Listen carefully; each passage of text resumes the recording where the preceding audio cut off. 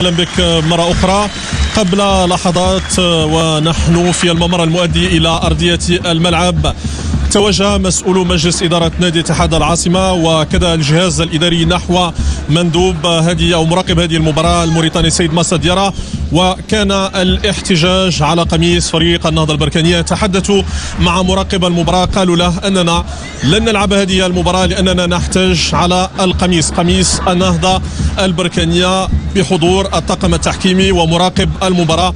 وبالتالي لا زال أعضاء مجلس إدارة اتحاد العاصمة الجزائري يرابطون داخل الممر المؤدي إلى مستودعات الملابس رفقة خوان كارلوس غاريدو الذي أكد لنا والآخر لما وجهنا له سؤال قال لن نلعب مباراة اليوم في انتظار احترام البروتوكول الاعتيادي، في انتظار أن تصل الساعة 8 وهو الموعد الذي من المرتقب أن تنطلق في هذه المباراة بين اتحاد العاصمة والنهضة البركانية.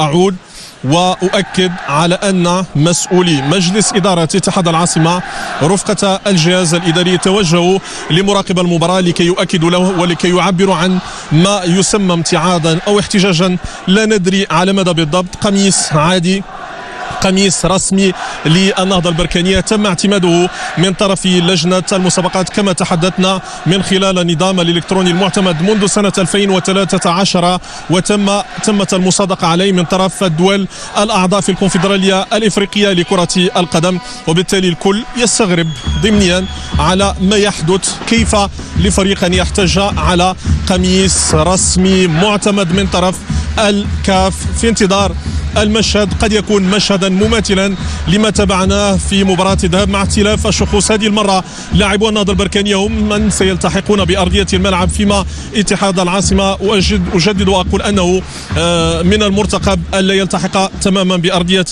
الملعب، يتشبت بقراره وهو قرار مثير للاستغراب من طرف سواء وسائل الإعلام المحلية أو وسائل الإعلام الأجنبية أيضا التي تستغرب من السبب الذي يدفع النادي للامتناع عن إجراء مباراة عن تظاهرة إفريقية بسبب قميص نادي، قميص رسمي، قميص معتمد من طرف الكاف. الجماهير الجزائرية تنتظر بدورها ما يقارب 30 مناصرا. تحدثوا قبل انطلاق هذه المباراة، قالوا لا نود أن نعود سنوات إلى الوراء، لا نود أن يتحمل نادي اتحاد العاصمة المسؤولية لوحده بعد الانطلاقة القوية في السنوات الأخيرة، بعد عودة تواجد اتحاد العاصمة. هو اليوم يدخل نفسه في متاهات هو في غنى عنها رفقة مناصري ورفقة جماهيري. هذا ما لدي سهام هنا في الملعب البلدي لمدينة بركان.